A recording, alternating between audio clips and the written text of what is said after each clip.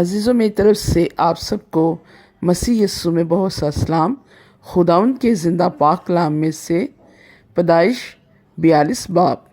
और यकूब को मालूम हुआ कि मिस्र में गल्ला है, तब उसने अपने बेटों से कहा कि तुम क्यों एक दूसरे का मुंह ताकते हो।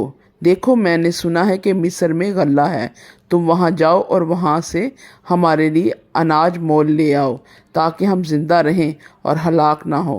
सो यूसुफ के 10 भाई गल्ला मोल लेने को मिस्र आए, पर यकूब ने यूसुफ के भाई बिन्यामीन को उसके भाइयों के साथ ना भेजा, क्योंकि उसने कहा कि कहीं उस पर कोई आफत ना आ जाए। सो जो लोग गल्ला खरीदने आए, उनके साथ इसराइल के बेटे भी आए, क्योंकि कनान के मुल्क में काल था और यूसुफ मुल्क मिस्र का हाकिम था, और वही मुल्क के सब लोगों के हाथ गल्ला बेचता था।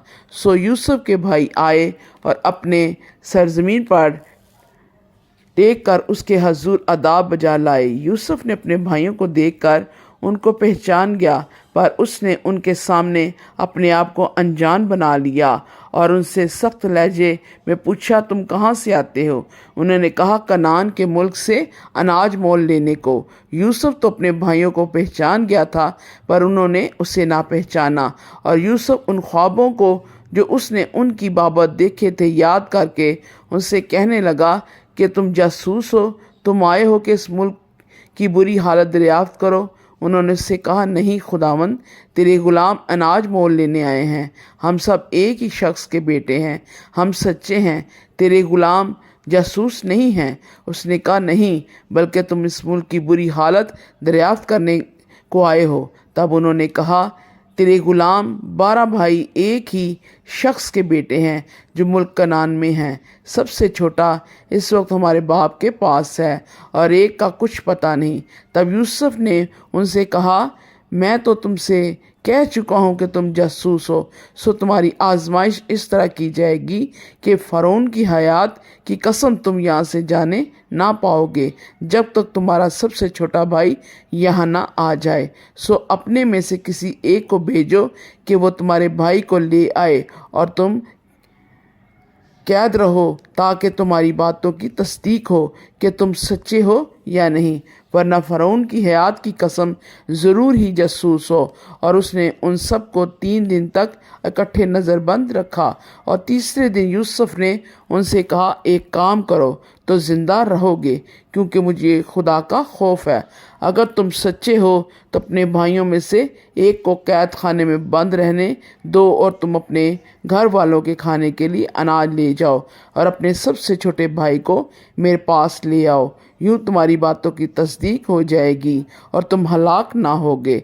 सो उन्होंने ऐसा ही किया और वापस में कहने लगे कि हम दरअसल अपने भाई के सबब से मुजरिम ठहरे हैं, क्योंकि जब उसने हमसे मिन्नत की तो हमने ये देख कर भी कि उसकी जान कैसी मुसीबत में है उसकी ना सुनी, इसीलिए ये मुसीबत हम पर आ पड़ी है।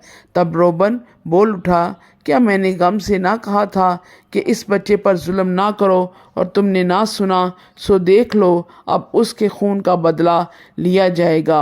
और उनको मालूम ना था कि यूसुफ उनकी बातें समझता है, इसलिए उनके दरमियान एक तर्जमान था। तब वो उनके पास से हट गया और रोया, और फिर उनके पास आकर उनकी बातें की, और उनमें से शमाउन को लेकर उनकी आंखों के सामने उसे बंधवा दिया। फिर यूसुफ ने हुक्म किया, उनके बोरों में अनाज भरें और हर शख्स की नकदी उसके बोरे में रख दें, और उनको ज़ाद रा भी दे दें। चुनाचे उनके लिए ऐसा ही किया गया, और उन्होंने अपने गधों पर गल्ला लाद लिया और वहाँ से रवाना हुए। जब उनमें से एक ने मंजिल पर अपने गधे को चारा देने के लिए अपना बोरा खोला, अपनी नकदी बोरे के मुंह में रखी देखी, तब उसने अपने भाइयों से कहा, मेरी नकदी फेर दी गई है। وہ میرے بورے میں ہے، دیکھ لو پھر۔ تو وہ خواص باختہ ہو گئے اور ہکا بکا ہو کر ایک دوسرے کو دیکھنے اور کہنے لگے خدا نے ہم سے یہ کیا کیا؟ اور وہ ملک کنعان میں اپنے باپ یعقوب کے پاس گئے اور ساری واردات اسے بتائی اور کہنے لگے کہ اس شخص نے جو اس ملک کا مالک ہے ہم سے سخت لہجے میں باتیں کی اور ہم کو اس ملک کے جاسوس سمجھا۔ ہم نے اس سے کہا ہم سچے آدمی ہیں، ہم جاسوس نہیں، ہم 12 بھائی ایک ہی باپ کے بیٹے ہیں، ہم میں سے ایک کا کچھ پتہ نہیں، اور سب سے چھوٹا اس وقت ہمارے باپ کے پاس ملک کنعان میں ہے۔ تب اس شخص نے جو ملک کنعان کا مالک ہے ہم سے کہا میں اسی سے جان لوں گا کہ تم سچے ہو، اپنے بھائیوں میں سے کسی کو میرے پاس چھوڑ دو اور اپنے گھر والوں کے کھانے کے لیے اناج لے کر چلے جاؤ اور اپنے سب سے چھوٹے بھائی کو میرے پاس لے آؤ، تب میں جان لوں گا کہ تم جاسوس نہیں بلکہ سچے آدمی ہو، اور میں تمہارے بھائی کو تمہارے حوالے کر دوں گا، پھر تم ملک میں سوداگری کرنا۔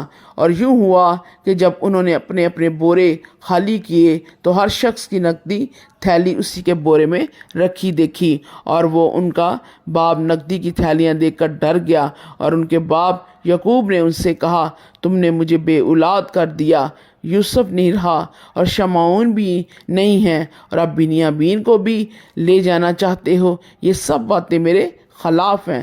تب روبن نے اپنے باپ سے کہا اگر میں اسے تیرے پاس نہ لے آؤں تو میرے دونوں بیٹوں کو قتل کر ڈالنا، اسے میرے ہاتھ میں سونپ دے اور میں اسے پھر تیرے پاس پہنچا دوں گا۔